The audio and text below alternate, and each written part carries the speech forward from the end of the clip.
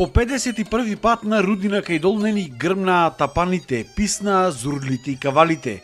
Се разлеа низ целото поле македонската традиционална музика и песна.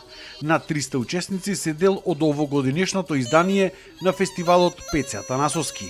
Најголемиот чувар на нашиот мелос, традиција и идентитет. Целта на овој фестивал е токму зачувување на традиционалните инструменти, традиционалното пеење, каде што учесниците го презентираат секој на свој начин, односно од регионот од каде што доаѓаат. Особено оваа година имаме навистина голем интерес од млади гајдаџи, млади инструменталисти, кои што оваа година ќе ни се представат и на двете фестивалски вечери. Што повеќе да имаме млади учесници, а да им даде Господ здравје на постарите, да ја следиме традицијата и нивните корени да продолжат и понатаму. Најмногу радува фактот што се повеќе млади се дел од овој фестивал.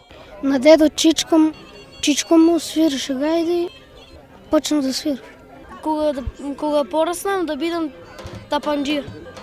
Тој за мене е најдобар инструмент.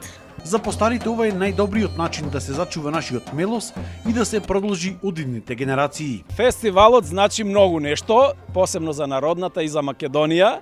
Многу е битен за Пеце Атанасов, ова е многу нешто за него, таа е негова заслуга.